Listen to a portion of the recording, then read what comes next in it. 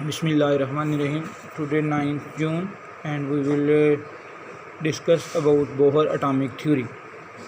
Last time we have discussed about Rutherford model and you people have seen defects of Rutherford model. तो Bohr का जो model है ये totally base करता है डिफेक्ट्स ऑफ रदरफोर्ड मॉडल के। Basically इन दोनों का आपस में रिलेशन क्या है। नील बोहर जो है ये रदरफोर्ड का शागिर्द था।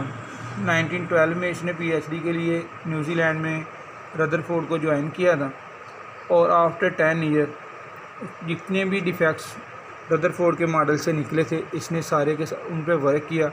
वर्क करने के साथ साथ 1912 में इसको नोबेल प्राइज़ भी मिला। तो इन दोनों का स्टूडेंट टीचर का आपस में रिलेशन है।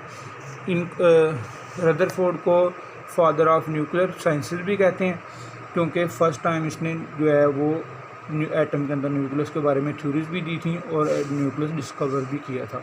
लेकिन फिर भी इसने कुछ 2-3 चीज़ें ऐसी कही थी। इसने फर्स्ट टाइम कहा था कि इलेक्ट्रॉन चार्जेस पार्टिकल होता है। जब भी ये क्लासिकल थ्योरी के मुताबिक तो इसने कहा था कि ये जो है वो चार्जड पार्टिकल है और एनर्जी रिलीज़ भी करता है और गेन भी करता है।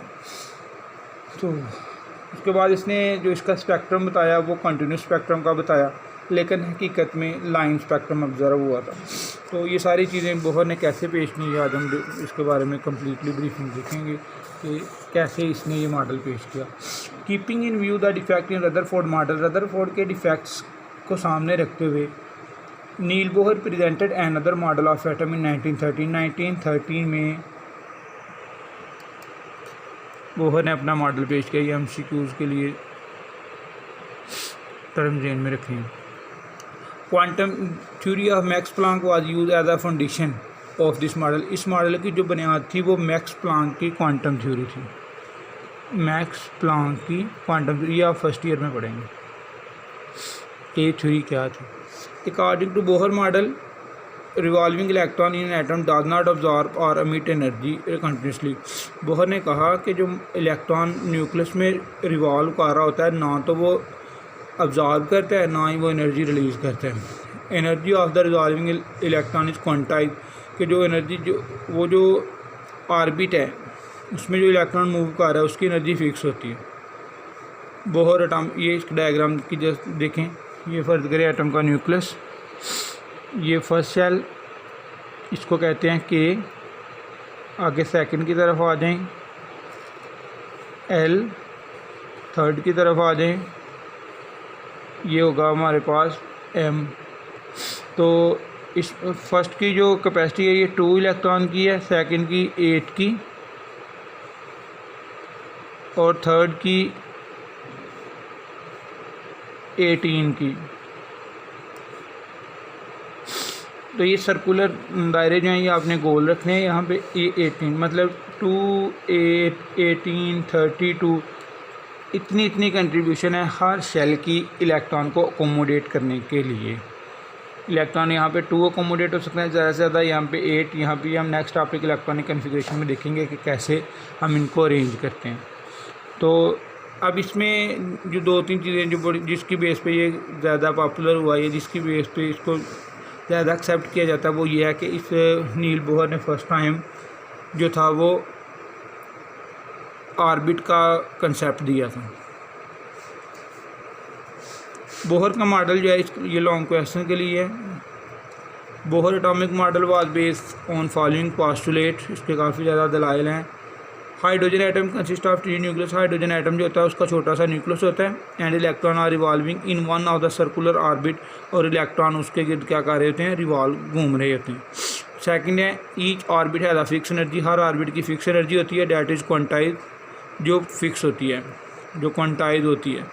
As long as electron remain in the orbit it does not radiate energy और अब्जॉर्ब एनर्जी। सेम वही चीज़ इसने दोबारा कही है कि जब इलेक्ट्रॉन जो है जब तक वो अपने ऑर्बिट में घूम रहा होता है या जब तक वो अपने ऑर्बिट में होता है ना तो वो एनर्जी जज़ब करता है ना एनर्जी खारिज करता है, ना वो रेडिएट करता है कि उसमें से कुछ एनर्जी निकलती है और ना वो ऑब्जॉर्व करता है। एनर्जी एमिट और absorb when an electron jump from one orbit to another.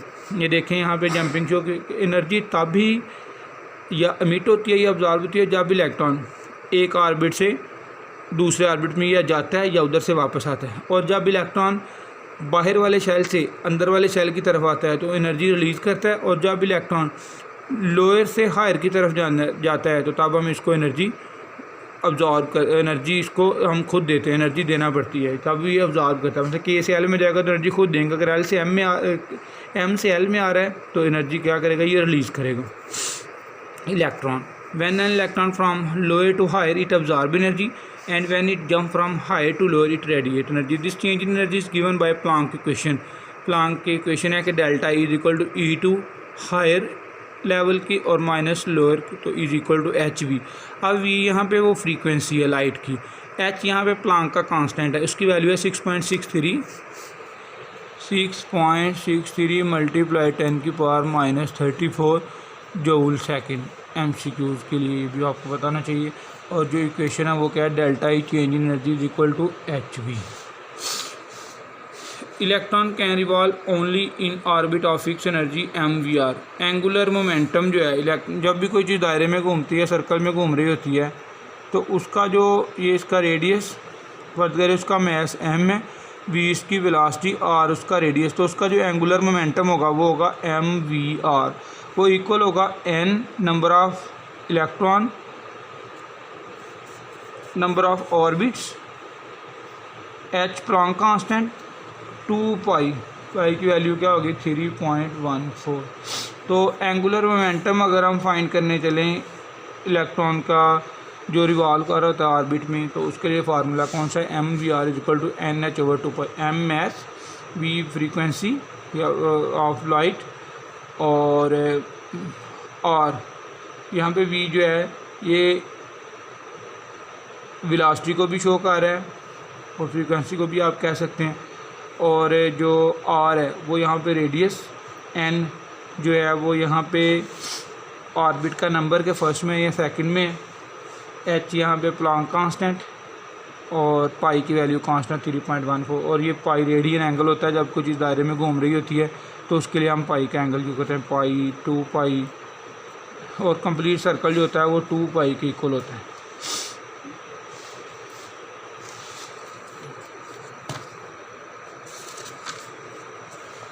उसके बाद है लफ्ज़ क्वांटम। क्या होता है क्वांटम का मतलब fix energy, smallest amount of energy that can be emit और अब्जॉर्ब बाय इलेक्ट्रोमैग्नेटिक रेडिएशन। ये लाइट के यूनिट्स हैं, और ये जर्मन का रहने वाला था, इसको नोबेल प्राइज़ 1918 में मिला था। और लास्ट क्वेश्चन है, लास्ट टाइम ये लॉन्ग क्वेश्चन जो है ये बोर्ड पॉइंट ऑफ व्यू से भी काफ़ी इंपॉर्टेंट आया था कि रदरफोर्ड और बोहर के दरमियान जो डिफरेंस है उसको लिखें, 4 मार्क्स का long question. It was based on classical theory, ये क्लासिकल थ्योरी पे बेस कर रहा था, ये क्वांटम थ्योरी पे बेस कर रहा था। इसने कहा था कि इलेक्ट्रॉन न्यूक्लियस के गिर्द घूमते हैं, और बोहर ने कहा था कि इलेक्ट्रॉन जो है वो ऑर्बिट्स में फिक्स एनर्जी के साथ घूमते हैं। इसमें ऑर्बिट का कोई कंसेप्ट नहीं दिया था, और बोहर ने कहा था कि ऑर्बिट है एंगुलर मोमेंटम। अभी हमने देखा कि जो ऑर्बिट्स है उनका अपना एंगुलर मोमेंटम होता है। Atom should produce continuous spectrum, atom हमेशा कंटिन्यूस स्पेक्ट्रम बनाता है, लेकिन एटम जब प्रैक्टिकली करके दिखाया गया तो ये लाइन स्पेक्ट्रम बनाता है। इसके अकॉर्डिंग अगर इस तरह से हो तो एटम शुड कोलैप्स, तो एटम तो तबाह हो जाए, लेकिन बोहर ने कहा था कि atom should exist, atom exist करता है।